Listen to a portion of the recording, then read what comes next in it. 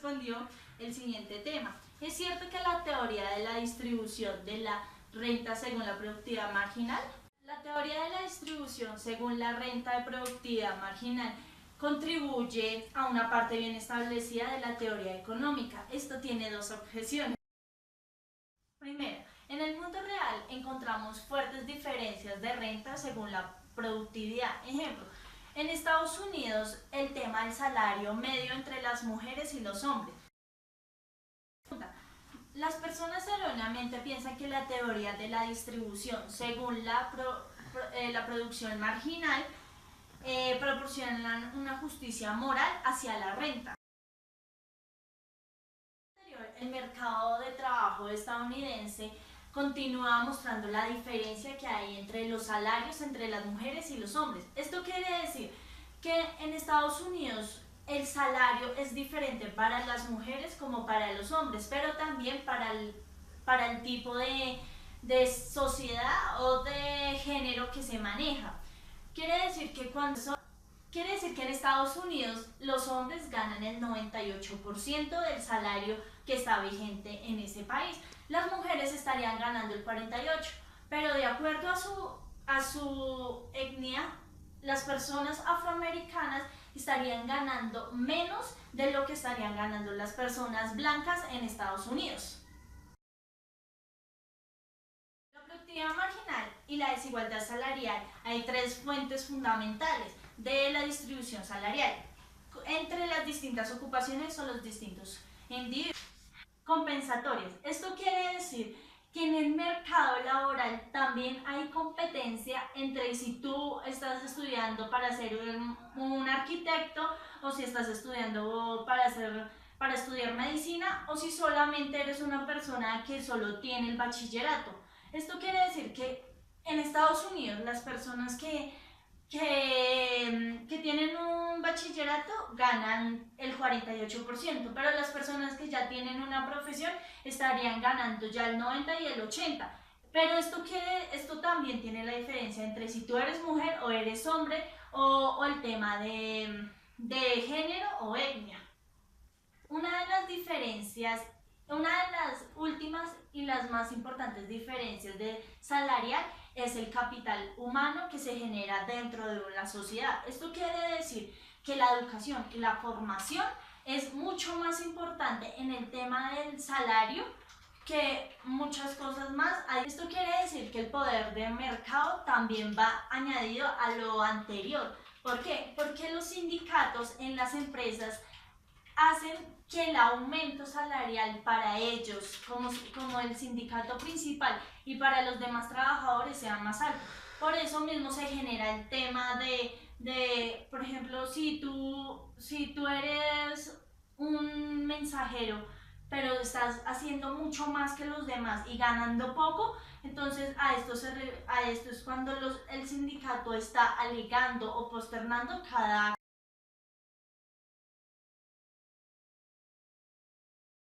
Bueno, en cuanto a los salarios de eficiencia, esta es la segunda fuente de desigualdad y pues consiste en que los empresarios dan como un incentivo a sus trabajadores, esto con el fin de que la rotación de empleados disminuya. ¿Por qué? Pues porque le están ofreciendo una cierta garantía a los empleados y pues obvio al final resulta siendo eficiente para los empresarios. Resulta, bueno, ¿por qué? Pues porque hace que ofreciéndole como esas garantías al empleado permite que primero este trabaje más fuertemente y sea más comprometido con sus labores.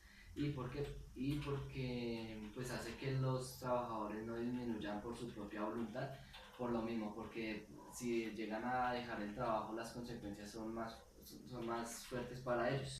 Pues al modelo de salario de eficiencia, pues este, como les decía, consiste en pues una prima extra o un valor al salario extra o por encima del salario de equilibrio que da pues el empresario a sus empleados.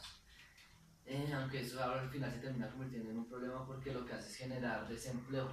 ¿Por qué? Pues porque en muchos casos las personas obvio tienden a buscar un empleo con un salario mucho más alto y como pues es normal, ya que el precio de equilibrio está mucho más alto que el salario, mucho más bajo que el salario de eficiencia, lo que hace es hacer que, pues, que las personas duren mucho tiempo más en busca de desempleo.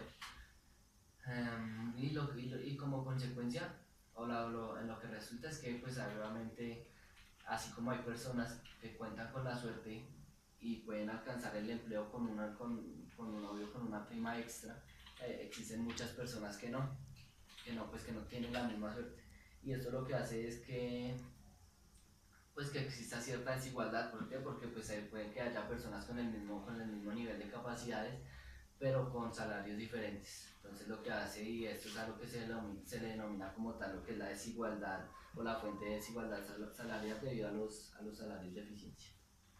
En cuanto a la discriminación, es una problemática que pues ha sufrido la sociedad durante mucho tiempo e incluso aún persiste en la actualidad. Encontramos discriminación por etnia, por sexo o incluso por raza.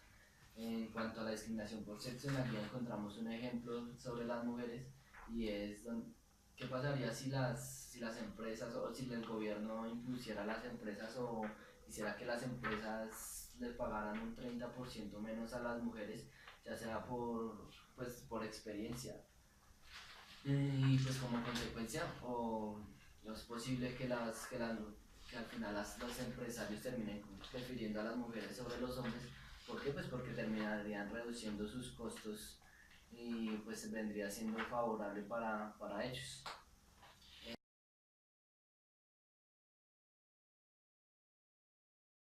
Bueno, entonces vamos a hablar de la oferta de trabajo. Entonces vamos a mostrar primero la diferencia entre qué es la oferta de trabajo como tal y vamos a mostrar la diferencia que es un mercado de bienes y servicios. Por un lado vamos a ver el trabajo versus el ocio.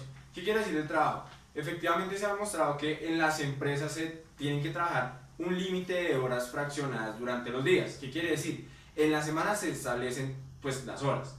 Porque las empresas no determinan las horas, sino las determinan directamente las personas que están trabajando ahí. Por eso es que ahí viene pues el factor trabajo versus ocio. Porque las personas tienen, pues como tal, el derecho a realizar otras actividades que también que tienen un margen de ganancia más como por la parte personal a la parte económica. ¿Sí? En cambio, por la parte del trabajo, si ellos establecen el número de horas que tienen que trabajar, pues el factor, si es una empresa de producción, la producción pues obviamente disminuiría en un cierto porcentaje porque las personas no tienen tanta motivación, tanto económica como personal, porque no están teniendo las suficientes horas de ocio a las que pues deben estar obligados a tener, ¿sí? Por un lado.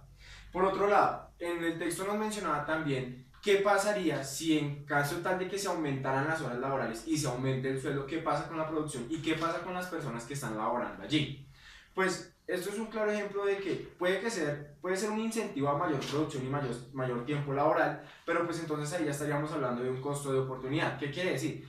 Que si tenemos, por un lado, puedo trabajar yo 10 horas y estoy ganando 20 euros, y si yo trabajo 5 horas estoy ganando 5 euros, entonces ese costo de oportunidad es el tiempo que yo estoy dejando de hacer de ocio, pues el tiempo que yo estoy aumentando más en mi empresa, que yo voy a tener un margen más de utilidad y de ganancia, ¿sí? Entonces, ahí pues el texto nos menciona, si yo aumento las horas y no aumento pues el precio como tal que me están pagando, entonces ¿qué va a suceder?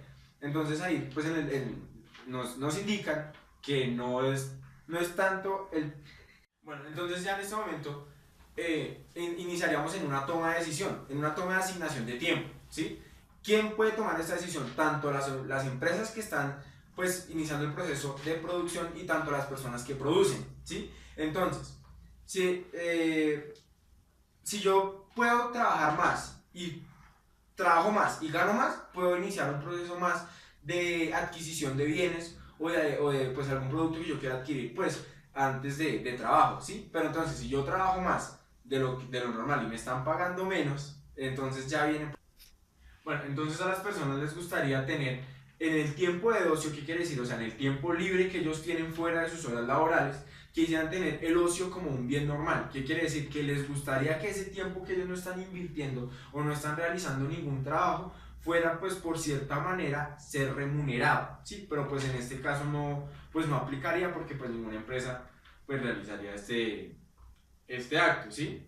Entonces, ¿cómo decide un individuo racional cuánto ocio consumir? O sea, ¿cuánto tiempo desea una persona racional dedicar al trabajo y cuánto tiempo de ocio desea pues tener en su vida o en su tiempo libre. Entonces pues estos dos son como dos factores que de cierta manera tienen su diferencia. ¿Por qué? Si yo trabajo más voy a consumir más porque voy a ganar más. Pero si yo trabajo menos, pues no voy a poder consumir lo mismo y pues obviamente el tiempo de ocio que yo voy a tener pues va a ser más largo, pero pues de igual manera, si yo lo fracciono y si nos ponemos en una situación económica, en cuanto al dinero, no nos va a alcanzar porque no estamos trabajando las suficientes horas que nos van a remunerar pues el tiempo de ocio. Por otra parte vamos a hablar del salario y la oferta de trabajo. Entonces en el texto nos menciona una posición de una persona, en este caso en el texto se llamaba Clip, y nos dice que si Clip trabaja 20 horas por 10 euros, si Clip trabaja 25 horas por los mismos 10 euros, el tiempo de ocio va a disminuir. No siempre que la remuneración o el tiempo pago en la empresa y el tiempo de ocio no siempre va a ser que la... Bueno, entonces vamos a hablar ya en cuanto a la curva de oferta de trabajo individual. Y de esta curva dependen dos factores, el salario y el tiempo de horas laboradas. No siempre que esta curva, o no siempre que se una las horas laboradas y el salario, la curva tiende a ser positiva. ¿Por qué? Porque ya estamos dependiendo, es del tiempo del ocio. Vamos a hablar de ya el desplazamiento de la curva de oferta de trabajo. ¿De qué depende este desplazamiento de esta curva? De los incentivos como tal que la empresa genere a sus trabajadores. ¿Qué quiere decir? Dependemos del distinto o de pronto las reformas que realicen al tipo de salario que altere como tal la disposición de los trabajadores valga la redundancia, al producir, y pues esto como tal generaría un desplazamiento. ¿Por qué? Puede que disminuyan las horas y disminuyan el pago, la curva como tal se desplaza, pero en caso tal de que generen incentivos como de pronto bonos o comisiones en cuanto a la producción y rendimiento de los empleados, también la curva tiende a desplazarse, pero ya hacia la parte positiva. ¿Sí? Esto ya depende pues es únicamente de la empresa y del tipo de producción y de incentivo que estén manejando frente a los empleados.